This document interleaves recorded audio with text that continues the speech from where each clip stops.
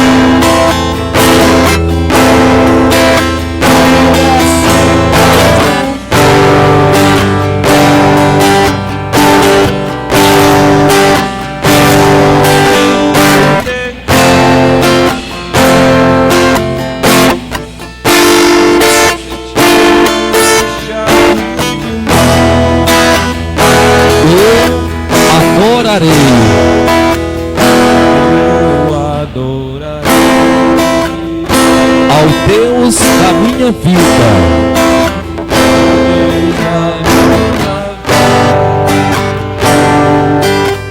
que me compreendeu. Sim, pode ter certeza, sem nenhuma explicação. Oh Jesus, que culto maravilhoso parece nessa noite. Eu adorarei ao Deus da minha vida,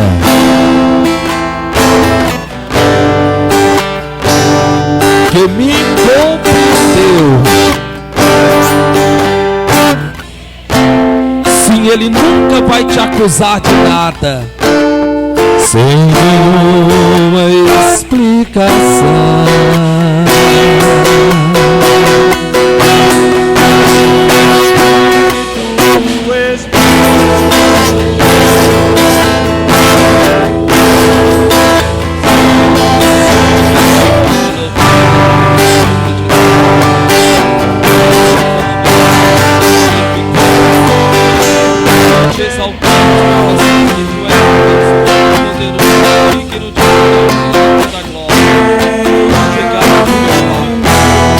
Diga, meu Deus, em nome de Jesus, graças te dou por nosso Senhor Jesus Cristo, que me amou e que me ama e que me revela a sua palavra.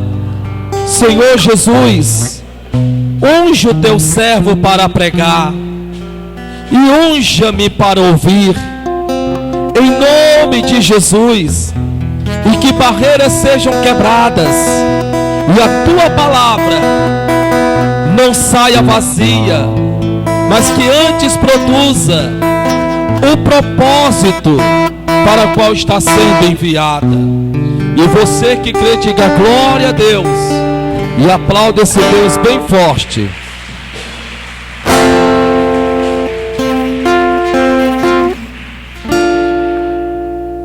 Diga para o seu irmão que está do seu lado: você não vai sair daqui da mesma forma que você chegou. Mais uma vez, em nome de Jesus. Amém? Ok? Queridos, Deuteronômio capítulo de número 1. Deuteronômio capítulo de número 1. Nós estamos aprendendo esses dias, em nome do Senhor Jesus, e demos início no culto de domingo agora passado. E eu digo de todo o meu coração, e digo com toda a minha alma, pela misericórdia de Deus, eu acredito que todo bom professor, e quando eu digo todo bom professor, não é aquele que explica a matéria detalhadamente.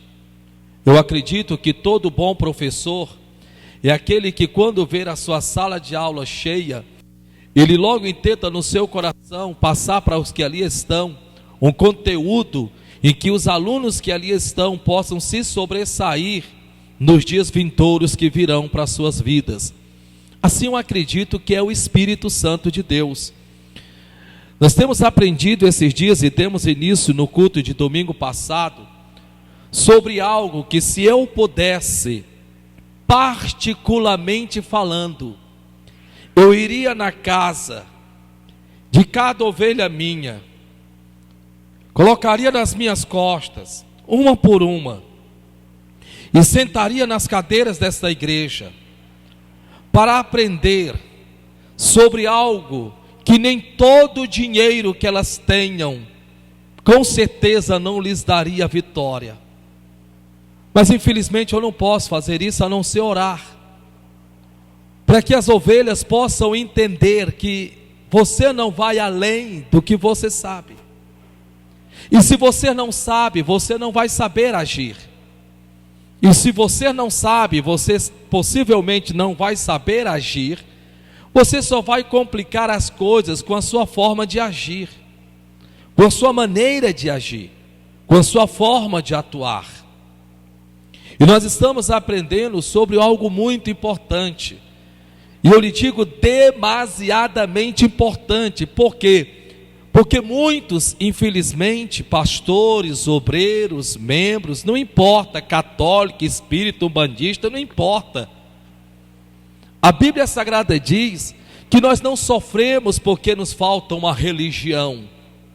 A Bíblia diz que nós sofremos porque nos falta o conhecimento. Então existe algo que causa o meu, o teu, o nosso sofrimento. É importante que você entenda que na linha de sermos abençoados por Deus, não somos impedidos de sermos abençoados por conta de que pecamos. O pecado nos distancia de Deus. O pecado evita com que Deus nos ouça, mas a Bíblia diz que nós sofremos porque nos falta conhecimento. E nessa área que Deus está nos ensinando sobre derrotando gigantes, em que outrora eu acredito que talvez, sabe lá o Senhor, que talvez você venha apanhando e sofrendo há anos. É como se a sua vida fosse uma verdadeira roda gigante. Eu não sei se você já viu pessoas em que elas têm momentos bons e tempos difíceis. Elas têm momentos alegres e tempos tristes. Eu sei que a Bíblia diz que neste mundo, eu e você, nós passaríamos por tribulação, mas ela se torna pior quando não fomos ensinados a lidarmos com ela. E ela se torna mais demorada ainda em resolvê-la, quando infelizmente nós não buscamos aprendermos como lidarmos com ela. É aí que a coisa pega. Por quê? Porque nós vamos lutarmos como se estivéssemos combatendo contra o vento.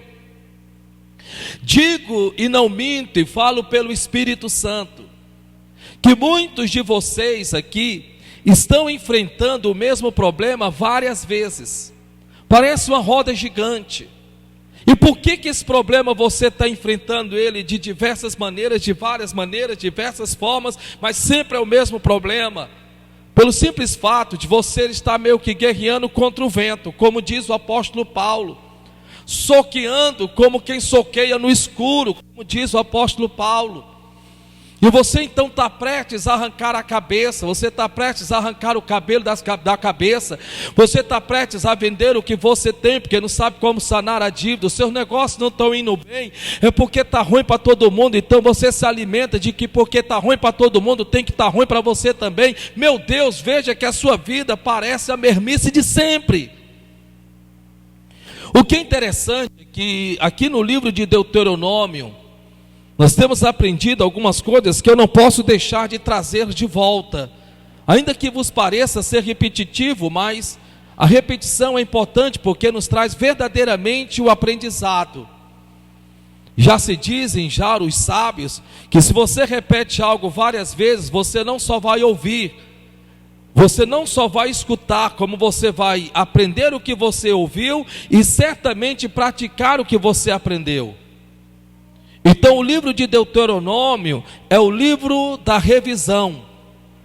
O livro de Deuteronômio é o livro em que foi escrito pelo grande homem de Deus chamado Moisés. E esse homem Moisés está prestes a subir ao céu. Ele está prestes a ser arrebatado por Deus. Na verdade, biblicamente falando, nós não sabemos o que foi que aconteceu com Moisés, porque bem sabemos em que a palavra de Deus diz que Josué pranteou durante 3 meses o corpo de Moisés e não o encontrou. Lá no livro de Judas, a Bíblia Sagrada diz em que Satanás lutou pelo corpo de Moisés, porém o anjo de Deus, segundo a palavra de Deus, diz em que ele mesmo disse: o Senhor te repreenda. E por conta disso Satanás perdeu o direito do corpo de Moisés. Tudo por conta de que ele tinha passado a mão pelos pés. Quando Deus tinha mandado ele fazer uma coisa, ele fez outra. Mas o que eu quero que você entenda aqui é que o livro de Deuteronômio é o livro da revisão. Se você nunca leu Gênesis, Êxodo, Levíticos, Números, ou propriamente se você nunca leu Êxodo, Levíticos e Números, os primeiros 3 livros escritos por Moisés, sendo que Gênesis também foi escrito por ele, então você pode ler Deuteronômio, porque você vai ter um check-up geral, desde a saída, desde a escolha que Deus fez por Israel, para que fosse servos seus. E quando você ler o livro de Deuteronômio, você vai perceber que Deuteronômio já está falando com os filhos dos pais que morreram no deserto. Eu quero que você repita, porque eu quero que você grave isso. Isso tem que ficar gravado dentro da sua cabeça. Diga comigo: Deuteronômio, quando foi escrito, era Moisés sendo usado por Deus para falar aos filhos dos pais que morreram no deserto.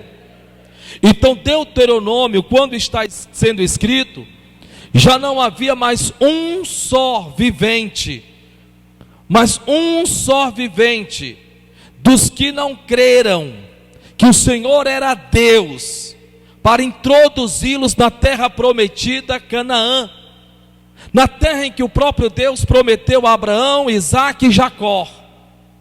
Sendo que na hora do pé capá, na hora de tomarem posse da terra, a palavra do nosso Deus diz, em que eles, ao retornar de espiar a terra, no total de 12, a Bíblia diz que 10 inflamaram a terra.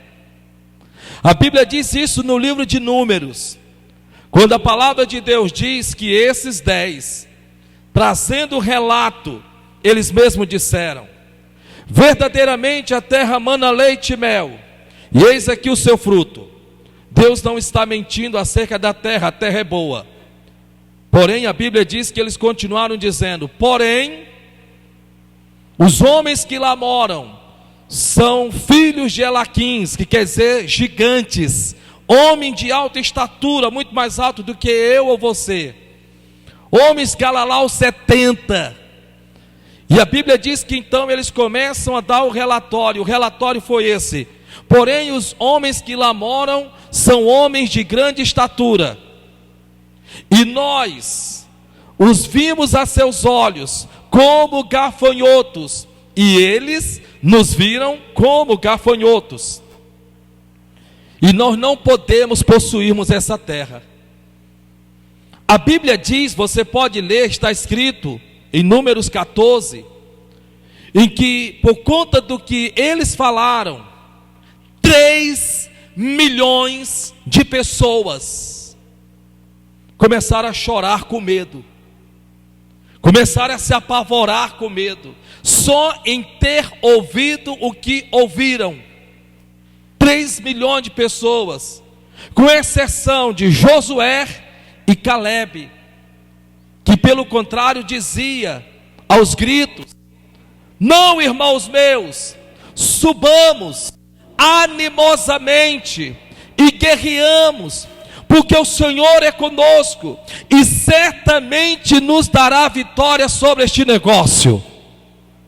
Mas infelizmente a Bíblia diz que mesmo Josué e Calebe, tendo falado como falaram, infelizmente as pessoas que estavam ali já tinham se deixado dominar pelo medo. Por conta disso, a Bíblia Sagrada diz que o próprio Deus jurou por si mesmo, por não haver um Deus maior do que Ele. E Ele disse: por que vocês não estão crendo que eu posso lhes dar vitória? Por que vocês parecem não acreditarem que merecem essa boa terra? Então a partir de hoje vocês fiquem sabendo, nenhum de vocês vão entrar nessa terra, a não ser os vossos filhos. A não ser os vossos filhos. A não ser os vossos filhos entrarão nessa terra. E é justamente nesse contexto que Deuteronômio agora está sendo revelado, anunciado, através de Moisés. E ele vai ser entregue a Josué. É justamente nesse contexto da história que Deuteronômio está sendo escrito. Quer dizer que o que estava sendo revelado, falado aqui, já não é mais aos pais dos que não creram na sua entrada na terra prometida. Não, é aos filhos. Diga comigo, é aos filhos. Então os filhos dos pais que morreram no deserto estavam para ouvir o que você vai ouvir agora. Quando eu estou pregando aqui no nome do Senhor Jesus de Nazaré, eu quero que você entenda que pela mesma fé, e Deus sabe do meu coração, eu estou pregando aos filhos, porque eu tenho certeza que todos nós somos filhos de alguém. Ainda que os seus pais diretamente não lhe tenham criado, talvez você diga: eu fui criado pelos meus avós. Mas mesmo assim, de uma forma ou de outra, tenha certeza de uma coisa, em que os gigantes que teus pais não venceram, certamente você terá que vencê-los, se é que você quer que a tua família tenha uma vida diferente da que você está tendo hoje, que parece igual ou semelhante aos dos teus pais. Isso é muito sério, porque a Bíblia Sagrada diz aqui em Deuteronômio capítulo 1, versículo de número 27, lembre-se que esse relato aqui, o que está sendo relatado aqui, o que está sendo falado aqui, está sendo falado aos filhos dos pais que morreram no deserto. Lembre-se disso, é importante. Amém? Então vamos lá. Deuteronômio capítulo 1, verso 27. Moisés falando para os filhos dos pais que morreram no deserto. Primeiro, e murmurastes nas vossas tendas. E murmurastes nas vossas tendas. Olhe para mim, por gentileza. Como é que fica a cabeça de um jovem em que dentro de casa a única cena que ele escuta é a murmuração dos pais? Pare um pouco e pense. Como é que fica a cabeça de um jovem em que a única coisa que esse jovem assiste dentro de casa é brigas, contendas, desunião? Ele assiste tudo ao vivo e a cores. A moça, e eu estou falando a você aqui, de repente assiste a cena do teu pai batendo na sua mãe. Como é que não fica a sua mente? Você então assiste a cena do seu pai traindo a sua mãe. Como é que não fica então a sua mente? Você de repente agora assiste a cena do teu pai, de alguma forma tentando te abusar. Como é que não fica a sua mente? Para um pouco e pensa. Do outro lado, do mesmo jeito, assiste a cena da mãe, em que a mãe se mostra totalmente relaxada ou desleixada. Por outro lado, a mãe é aquela mãe que não quer ser amiga, mas quer ser aquela mãe que só cobra. Não que seja errado cobrar, mas até para se cobrar se tem um limite. Porque não se pode cobrar alguma coisa em que nem você mesmo serve para cobrar. Por quê? Porque um dos maiores e melhores ensinamentos é o modelo que você dá. Imagine só então a mentalidade de um menino como esse, que talvez seja o seu caso. De repente você vem de dentro de um lar, de dentro de uma família, e que dentro do seu lar, dentro da sua família, o seu pai caía pelos cantos bêbados de cachaça, cerveja, talvez até drogas. Talvez você venha de dentro de uma família em que você assistiu cenas horríveis. Talvez você venha dentro de uma família em que o que você ouvia era só murmurações. Essa vida não presta, prefiro morrer, esse dinheiro não dá para nada, isso é uma miséria. Você não está vendo que isso é vida de gente? Desse jeito eu estou vendo a hora me matar. E você está ali dentro daquela casa, ouvindo seus pais dizendo isso. Você está ali dentro daquela casa, ouvindo isso.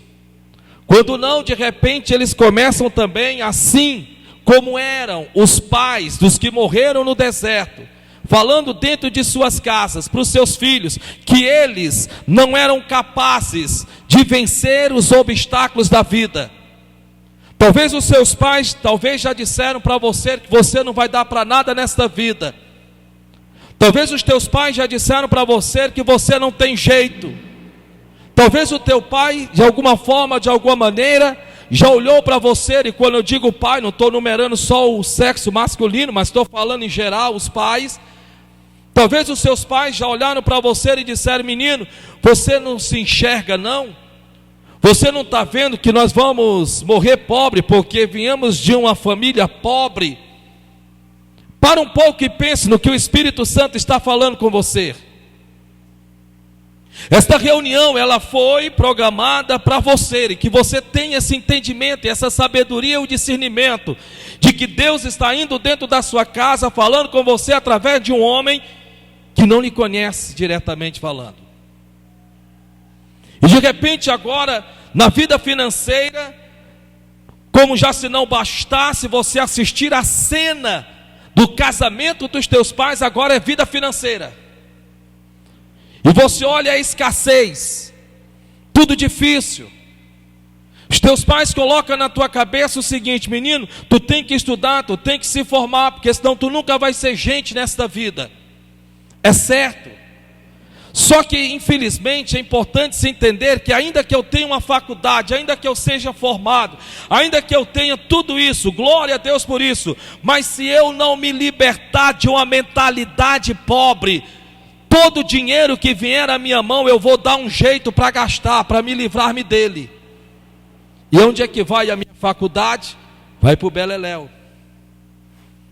E agora nessa área financeira, você passou a vida toda a sua vida vendo a escassez na geladeira da tua casa, dificuldade.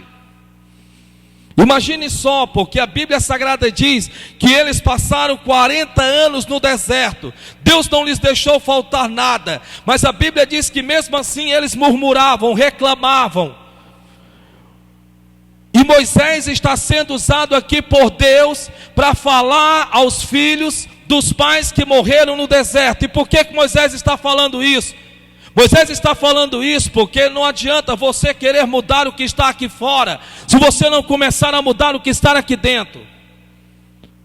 Se você não muda o que está dentro de você, se o que você tem dentro da sua mentalidade, se você não muda o seu coração, você certamente não mudará os seus sentimentos, e certamente você não mudará a sua vida, porque não tem como você ir além dos seus próprios sentimentos. Você era o que os seus sentimentos projetam dentro de você mesmo. Então dá para você imaginar os filhos crescendo com esses pais aqui, e eles dizendo dentro de casa, e eles dizendo o quê? Dizendo que um certo dia eles estiveram prestes a entrar na terra prometida, mas não entraram porque tiveram medo. E de repente, os seus pais implantaram medo em você. Porque olha o que a Bíblia diz: e murmurastes nas vossas tendas e dissertes: porquanto o Senhor nos odeia, nos tirou da terra do Egito, para nos entregar nas mãos dos amorreus, para destruir-nos. Veja que Moisés está passando o relato para os filhos, porque Moisés tem que fazer de tudo para que a mentalidade daqueles meninos mudem. Veja que os pais implantaram terror na mente dos filhos acerca de Deus. Talvez você foi ensinado pelos teus pais: menino, não faz isso porque senão Deus te castiga. E hoje você vive tremendo de medo.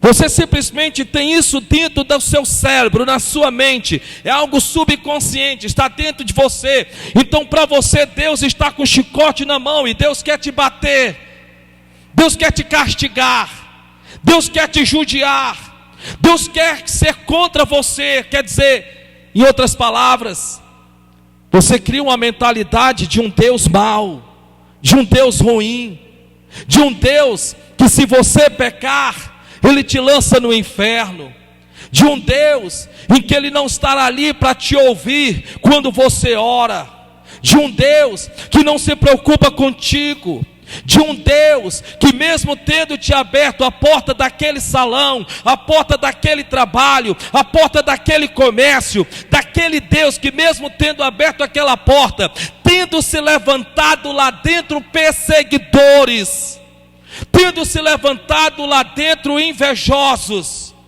tendo se levantado lá dentro opositores ao teu progresso, você manteve aquele pensamento: se Deus realmente gostasse de mim, Ele teria me dado o pacote completo. Quer dizer, nesse trabalho que Deus me deu, nessa fonte que é a minha fonte de renda que Deus me deu.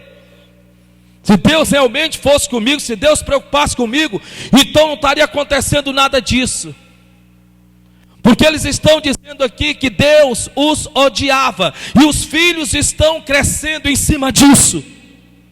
Os filhos estão ouvindo os pais dizerem dentro de casa uma imagem de Deus cruel, uma imagem de um Deus ruim, uma imagem de um Deus feroz. E talvez me perdoe, você tem esse mesmo pensamento. Talvez você diga: não, pastor, graças a Deus eu não tenho. Calma, espera ainda, deixa então terminar essa primeira parte. Porque eu lhe garanto que muitos de vocês, me perdoe, quando vão a Deus, não têm a plena certeza de que o Senhor está lhes ouvindo. Muitos de vocês, ao cometerem um tropeço, um erro, tropeçar, começam a acreditar e pensar que as janelas do céu se fecharam, e Deus agora está com raiva, e Deus não os ama mais. O que é interessante é que a Bíblia Sagrada continua dizendo: para onde subiremos? Olhe para o irmão que está do seu lado e diga: para onde subiremos? Não, mas está fraco, dá para ser melhor. 1, 2, 3 e já. E eu quero falar com você sobre isso agora, matéria nova. Para onde subiremos? Você vê o que foi que causou? Veja que a Bíblia diz que os filhos agora interrompem a conversa, e eles olham então e perguntam: mas para onde nós subiremos? O que nós vamos fazer? Eu quero conversar algo muito importante a esse respeito, porque você precisa sair daqui em nome de Jesus. E você que está aí me assistindo, você precisa, em nome de Jesus, ao término deste ensinamento, começar a mudar a sua mentalidade. Então a Bíblia Sagrada nos mostra que todos nós um dia havemos de enfrentarmos os nossos gigantes, e também vimos ali os filhos dos gigantes. É o que está escrito no final do versículo, porque veja só: para onde subiremos? Nossos irmãos fizeram com que se derretesse o nosso coração. Os nossos irmãos, os nossos pais fizeram com que se derretesse o nosso coração. Ei, se você anda com murmurador, você não tem como, logo logo você também vai murmurar. Se você anda com covarde, não tem como, logo logo você vai se tornar-se um covarde. É importante que você entenda, nós somos pessoas sociáveis e que infelizmente seguimos modelos e exemplos. Então os modelos com quem você se acompanha vai determinar exatamente quais serão as suas atitudes a seguir. Então se você se acompanha lá no seu trabalho de gente que fala mal do seu patrão, logo logo você vai falar mal dele também. Se você se acompanha com pessoas desgostosas, você pode ter certeza, logo logo o seu coração vai ser tomado pelo fel. E a Bíblia Sagrada diz, está escrito, que para um coração cheio de fel, até as palavras são amargas. Até as tuas palavras serão amargas, porque a Bíblia diz que para um coração cheio de fel, as palavras são amargas. A questão é você que tem a escolha de com quem você quer andar, com quem você quer se acompanhar. Então somos nós os responsáveis de sabermos fazermos as melhores escolhas. Então se você anda ao lado de um adúltero, ele será então, vai influenciar você de alguma forma. Se você anda ao lado de um mentiroso, logo logo você vai estar mentindo também. Se você anda acompanhado de uma pessoa inversa à igreja, logo logo você também vai tornar-se o inverso à igreja. Por quê? Porque água mole e pedra dura, tanto bate até que fura. Se você anda ao lado de um reclamador, você logo também vai começar a viver uma vida de reclamações. Se você anda ao lado de uma pessoa contenciosa, logo logo você vai começar a ser um contencioso também. É o ditado que diz: digas com quem tu andas, e eu direi quem tu és. Não está na Bíblia, Mas a Bíblia diz assim: andarão dois juntos se não estiverem de acordo. Andarão dois lado a lado. Corrige o errado, para ver se o errado vai querer andar do teu lado. Corrige o errado, para ver se o errado vai querer estar ao teu lado. Pelo contrário, ele vai olhar para você e vai dizer que você é besta, que você quer ser só o que não pode, que agora você é crente, que agora só você quer ir para o céu, e começa a fazer pouco de você, e a menosprezar você, e agora você está triste, você está chorando, você está abatido, e você então acha que a solução é desistir de tudo. Mas eu estou aqui para lhe dizer que não, porque quando isso começar a acontecer, querido, vai se cumprindo na tua vida o que a palavra de Deus ela diz, em que a luz tende a ofuscar as trevas.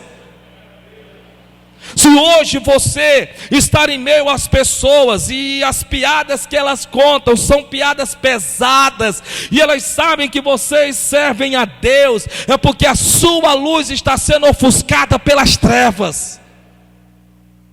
Veja que a Bíblia Sagrada está dizendo: os filhos dos pais que morreram no deserto estão dizendo que eles ouviram tantos pais deles falarem que não podiam, que não dava certo, que não iam conseguir. Ei, eu estou aqui falando a palavra de Deus para você nesta noite. Liberte a sua mente em nome de Jesus. De tanto eles ouvirem, Moisés está relatando que por conta de 3 milhões de pessoas ficaram totalmente em frangalhos, totalmente abatidos, totalmente rendidos com o chão, se viram vencidos antes de lutar, se viram derrotados antes de tentar. E muitos são dos que não lutam, porque acreditam que não adianta lutar e desistem na metade do caminho, porque trazem naquela mente a autossabotagem. A coisa está dando certo e de repente desanda. E por que desanda? Desanda porque tudo na vida, quando te vem até a tua mão, te vem como um teste. E aqui o que é interessante é que a Bíblia Sagrada diz de forma bem clara: para onde subiremos? Nossos irmãos fizeram com que se derretesse o nosso coração, dizendo: maior e mais alto é este povo do que nós. As cidades são grandes e fortificadas até os céus. Olha o que é que eles ouviam direto. Os pais viviam contando derrota, os pais viviam contando fracasso. Nós não podemos, nós não conseguimos, eles são poderosos, nós somos fracos, eles são os tais, nós não somos ninguém. Talvez você sofre de um preconceito dentro de você mesmo, que só falta te aniquilar. Talvez você ouviu alguém já lhe dizer: nossa, você parece com teu pai, você parece com a tua mãe. Ou talvez olharam para você e disseram: nossa, você parece com seu tio, você parece com a sua tia. Talvez pessoas diziam assim: nossa, tu tem o mesmo temperamento da tua mãe. E o temperamento em que essa pessoa está falando não é bom. Por quê? Porque a tua mãe, quando odeia alguém, odeia realmente para odiar. E você, quando recebe essas palavras, você acha que é elogio. Talvez a tua mãe ou teu pai é daqueles que mata na unha. E talvez alguém diz: tu parece com teu pai que mata na unha. E você não entende que isso não é um elogio, querido. Olha para o irmão que está do seu lado e diga: isso não é um elogio. De novo, isso não é um elogio, isso é uma falha. Eu sou igual ao meu pai, sou honesto, só não vejo o resultado do que eu estou trabalhando honestamente. Sou que nem a minha mãe. Minha mãe, meu filho, minha mãe não deixa nada barato não. Minha mãe vai para a porta da vizinha, esculhamba mesmo, sua filha daquilo, passa aqui para fora, nós vamos se pegar, vou arrancar o seu cabelo, eu já estou armado até os dentes, eu quero que você vá para o inferno também, e manda de lá, e manda de cá, e manda de lá, chama o 190 e fica aquela baixaria. E alguém chega para você e diz: olha, tu é a mesma coisa da tua mãe, e você diz: obrigado. Isso não é um elogio, é um erro. É um erro. De quem você tirou essa natureza? De quem você tomou isso? E hoje você é uma pessoa que pode ter certeza em alguma área da sua vida, assim como os filhos dos pais que morreram no deserto. Pode analisar: eu não te conheço, mas em nome do Senhor Jesus Cristo, eu estou pregando a palavra de Deus para você, e creio que Deus está falando contigo. Por isso que eu estou pedindo tantas pessoas para não faltar esse estudo. Mas eu tenho certeza que dentro de você há um sentimento de insignificância. Veja que eles de tanto ouvirem, que eles não eram capazes de lutar contra gigante algum. Eles agora vão se ver numa situação terrível, porque a Bíblia Sagrada diz: e também vimos ali filhos dos gigantes. Diga: filhos dos gigantes. Para terminar, só mais uma vez, 1, 2, 3 e já.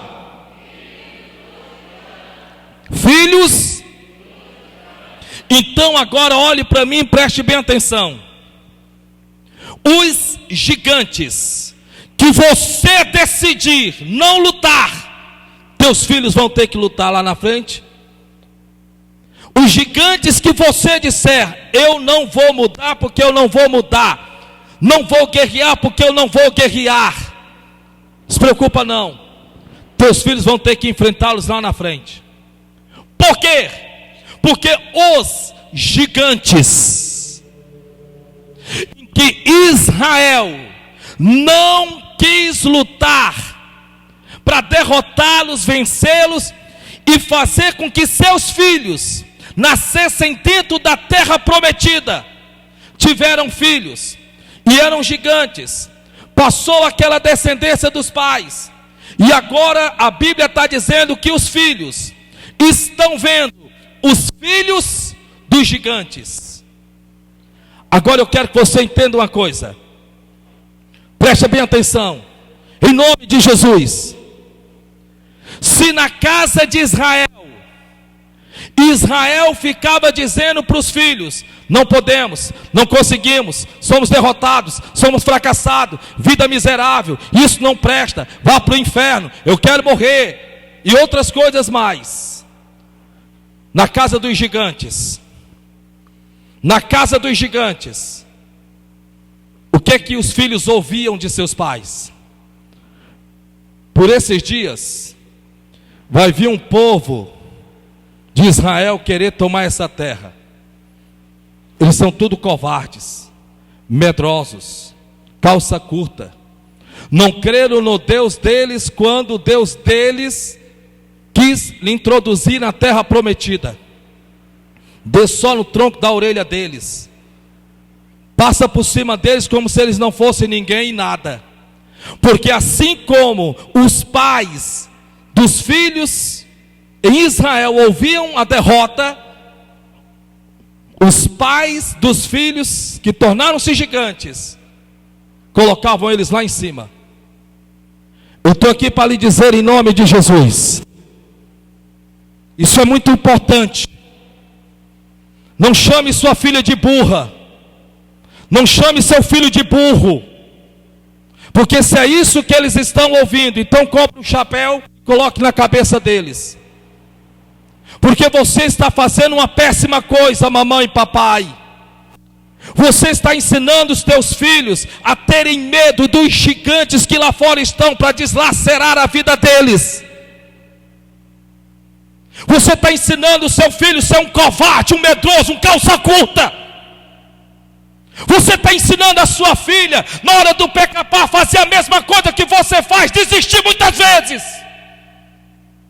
Se os teus filhos estão acostumados a te ver desistindo na vida, eles também vão seguir o teu péssimo exemplo. Se os teus filhos estão acostumados de ouvir você dizendo, mesmo quando está dando no sangue, mesmo quando você está ensinando a matéria e ele não entende uma com uma quenga, mas você está dizendo, você é sábio, você é inteligente, e eles vão dizer, mamãe, mas mamãe, eu não sei fazer o com uma quenga, ainda não, meu filho, mas daqui vai sair um doutor, daqui vai sair um advogado, daqui vai sair um pastor, daqui vai sair um obreiro, daqui vai sair uma obreira, daqui vai sair um servo de Deus, sim, vai sair, mas mamãe, eu sou medroso, mamãe. Não, meu filho, maior o que está em você do que o que está no mundo, porque, querido, deixa eu lhe dizer uma coisa, a Bíblia vai mostrar nos primeiros capítulos do livro de Deuteronômio, que Moisés teve um trabalho danado, para tirar da cabeça dos filhos, um pensamento de insignificância e de derrota.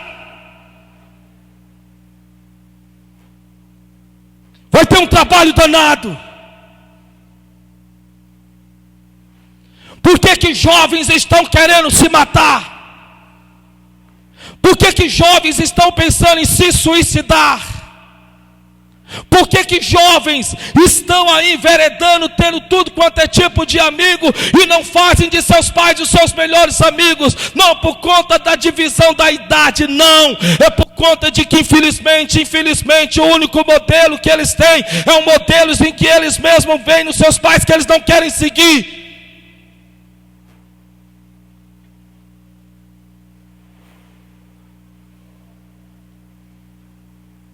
Porque eles estão dizendo, vimos ali os filhos do gigante, estamos ferrados, vamos morrer, estamos ferrados.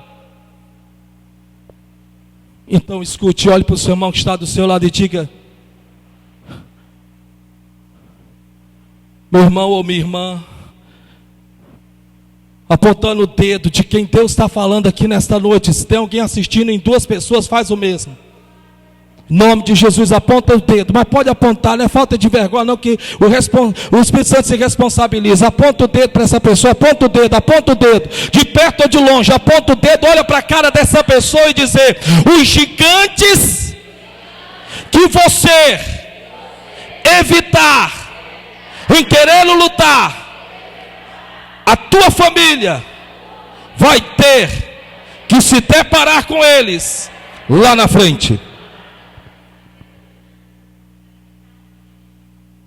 Porque os gigantes que vocês deixarem vencer vocês, teus filhos vão ter que enfrentar. Ou então isso aqui é mentira.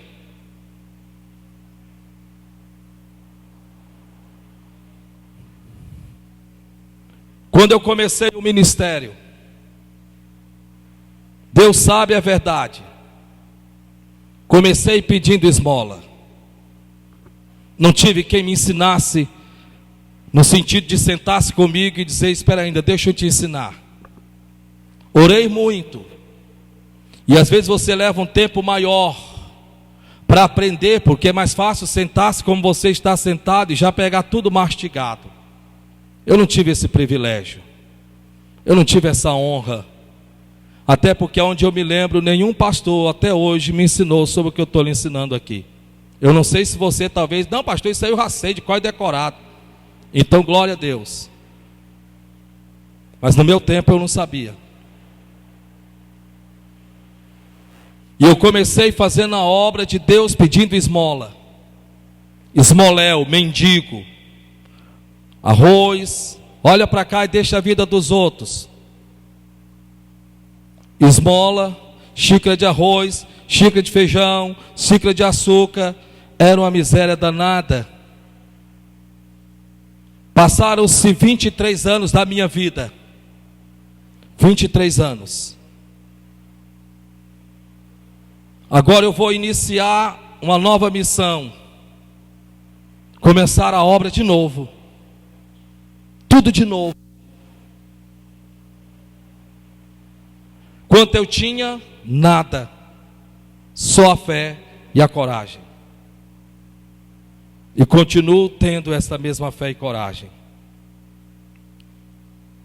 E eu me lembro muito bem que o Lucas, meu filho mais velho, passou a mesma fome que eu passei, passou na mesma miséria que eu passei, na mesma casca do alho. E quando nós iniciamos a obra, isso aqui agora, ninguém até hoje ouviu, mas vai ouvir. Quando eu comecei aqui na Celebrai, e eu trazia os meus filhos para o grupo jovem, a conversa do Davi com o Samuel, na parte de trás do carro, no banco traseiro, a conversa deles dois, era esta: o Samuel, Davi, tu não está vendo que o nosso pai agora é pobre? Tu não está vendo, Davi, que nós não temos dinheiro para comprar um sanduíche, Davi? E o Davi e eu escutando. O Davi dizia: Chuel, mas tu não precisava falar lá no colégio que os nossos pais é pobre não, Chuel. Aí ele disse: a professora perguntou, eu disse, eu não menti. E eles dois conversando, e eu só calado, ouvindo.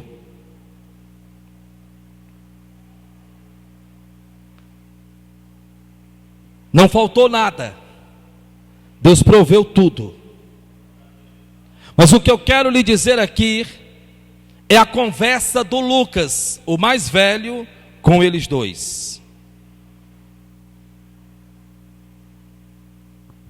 Eles estavam conversando e o Lucas veio para cá, para casa, e eles estavam conversando, e eles não me viram que eu estava ouvindo.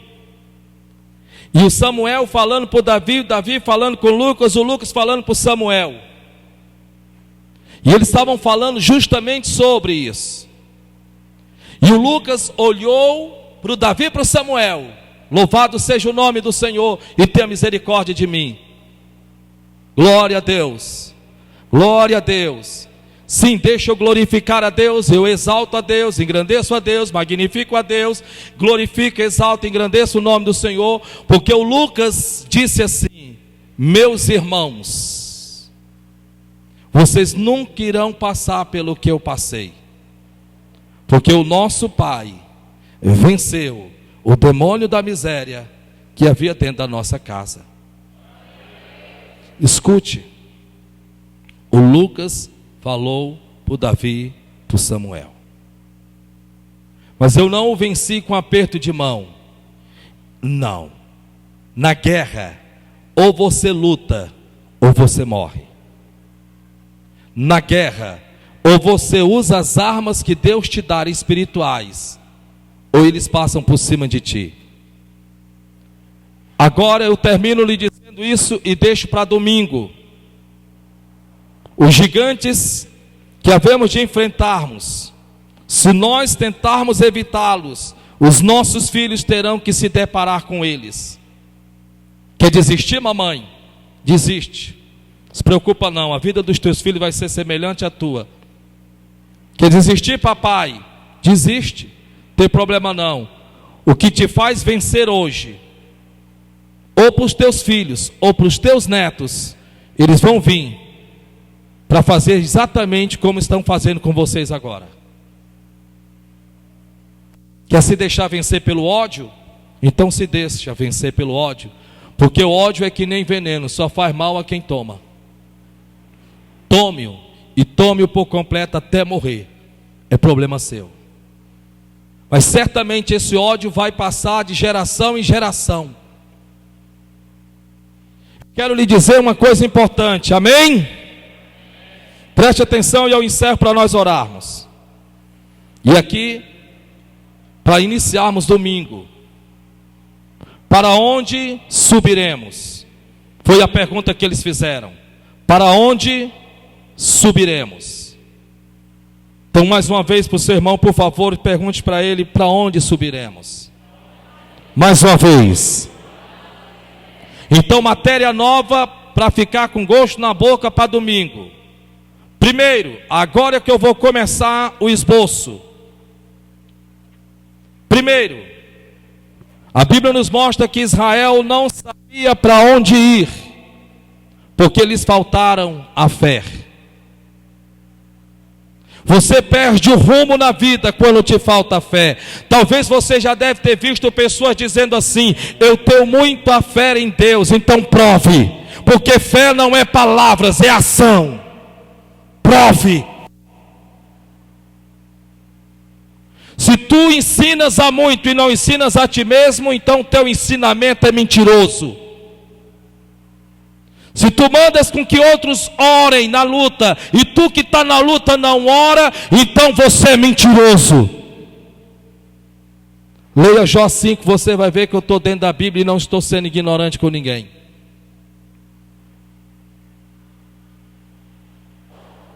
A Bíblia nos mostra que a pergunta era: e agora, o que é que nós vamos fazer da nossa vida?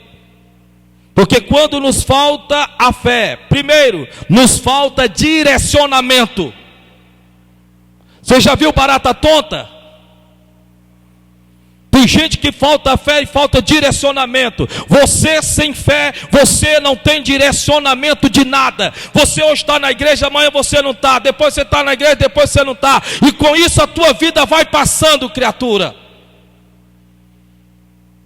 Tua vida vai passando. E talvez você deveria se perguntar agora, nesse exato momento: o que é que eu estou fazendo de mim mesmo? O que é que eu estou fazendo da minha vida? Qual é o direcionamento que eu tenho? Segundo, nos falta propósito. Se não há direcionamento, não há propósito. Talvez você diga que o seu propósito é estudar, se formar e ter um trabalho. Glória a Deus, amém, louvado seja Deus. Mas o que é que você quer com isso? É propósito. Uma vida sem direcionamento é uma vida sem propósito. Vai guardando que domingo a tampa da chaleira voa, que eu vou explicar detalhadamente cada uma. Terceiro, deixamos de ver com clareza o que a palavra de Deus diz. Você deixa de ver com clareza o que Deus fala, o que Deus diz, o que Deus anuncia, o que Deus proclama. Você fica totalmente rendido, porque lhe falta fé. Porque a Bíblia diz que a fé vem pelo ouvir a palavra de Deus. O que é que você está fazendo da sua vida agora mesmo? O que é que você está fazendo? Me perdoe. Aonde é que você acha que a sua vida vai parar? Na sarjeta? Na miséria? Lembre-se que você, ainda que solteiro ou solteira, lembre-se que um dia você vai ter seus filhos. E aí eu lhe pergunto: se hoje você se posiciona da forma que você está se posicionando e fecha o coração para não ouvir o que Deus está lhe falando, então eu já sei quais são o futuro dos teus filhos.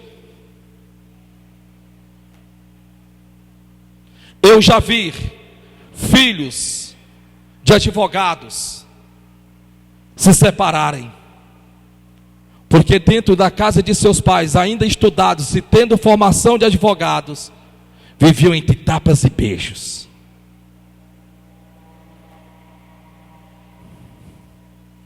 Não é o conhecimento do que eu sei, mas é o conhecimento do saber.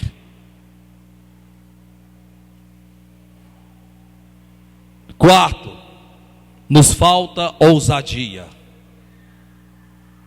Você vê uma pessoa medrosa, covarde, calça curta, está dentro da igreja, é covarde, medroso, é calça curta. Nós estamos há 15 dias chamando as pessoas para ofertar uma oferta para o aluguel da igreja. Nós temos hoje uma média para mais de quase 300 pessoas. Deus nos dá um prazo de 15 dias para acreditarmos que Ele é Deus, para dar a semente para plantar. E ainda muitas pessoas ainda estão pensando: mas será que Deus pode mesmo? 15 dias é tão poucos dias para Deus operar. Será que Ele não precisaria de mais tempo? Faltou ousadia. Seu negócio não vai para frente porque você não tem ousadia. Você é medroso, você é covarde. Seu negócio não vai para frente porque as pessoas com quem você trabalha fazem de você de gato e sapato. Ninguém sabe quem é que manda lá, se é você, se é eles. Você tem medo de perder, nem toda perca é perca. Deixa eu te falar uma coisa, querido, acerca de ser cabeça. Ser cabeça não é só querer ser cabeça, é ser cabeça. Faltou ousadia.